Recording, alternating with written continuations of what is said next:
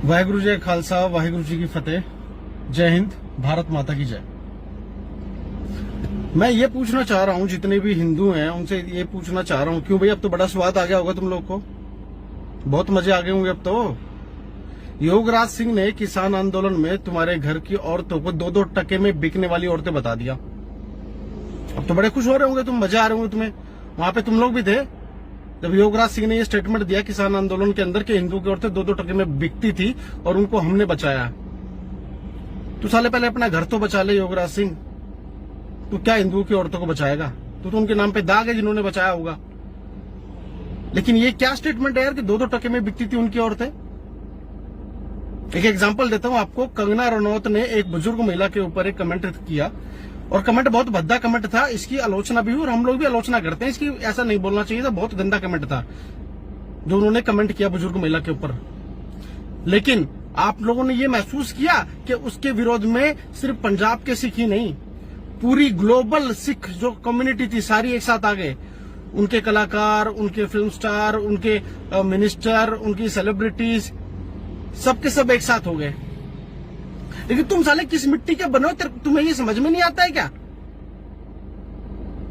जिस किसान आंदोलन के बीच में खड़े होके माइक पे बोला गया कि हिंदू की औरतें 2-2 टके में बिकती थी और तुम लोग वहां खड़े होके तालियां बजा रहे हो, वाह!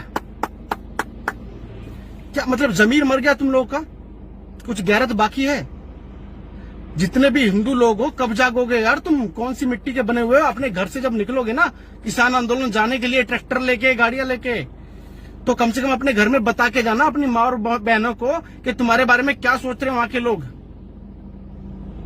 तुम्हारे जितने भी सेलिब्रिटीज हैं, चाहे तुम्हारे गायकार हैं, चाहे तुम्हारे कोई भी हैं, चाहे वो हरियाणा के हैं, चाहे वो कहीं के भी हैं, किसी की अलग से आवाज नहीं निकली। वो पहुंचा हुआ है बॉक्सर विजेंद्र सिंह, वहां पे स्टेज पे कह रहा कि मैं अवार्ड वापस करूंगा। अरे तुम्हारी औरतों को 2 टके का बता दिया उन्होंने, क्या अवार्ड वापस करोगे तुम? तुम्हें तो साला मिलना ही नहीं चाहिए था, ऐसी हरकतें हैं तुम्हारी। तो भैया जाग जाओ और अपने घर के बारे में सोचो। ये किसान आंदोलन शायद शुरू हुआ होगा, लेकिन अभी किसान आंदोलन रहा नहीं है, इसको हाईजैक कर लिया अब। तो अभी भी टाइम है, जाग जाओ, सुधर जाओ, लोगों के बहकावे में मत आओ। जिनकी सरकारें चली गई हैं वो हर वो मुमकिन कोशिश करेंगे कि वापस वो सत्ता में आए। और सत्ता के नाम पे मरता हमेशा गरीब आदमी है, और सबसे ज्यादा तुम मरते हो क्योंकि तुम्हारे अंदर 1% भी एकता नहीं है। तुम्हें पता है पंजाब का किसान पूरे इंडिया का सबसे रिचेस्ट किसान है, पता है तुम लोग को? नहीं पता होगा ना? पता करो इन चीजों को, फैक्ट को जानो।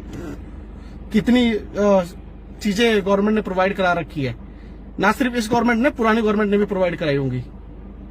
लेकिन ये क्या मुद्दा हुआ यार? और दिल्ली वालों तुम क्या यार, क्या लोग हो तुम? कोई भी तुम्हारे घर में कभी कोई रोड रोक के बैठ जाता है, कभी कोई कुछ करके बैठ जाता है। अब तुम्हारे बॉर्डर सील कर दिए, कल को तुम्हारी गलियां सील कर देंगे, तुम्हारा खाना पीना बंद कर देंगे। तुम क्या सोती रहते हो क्या?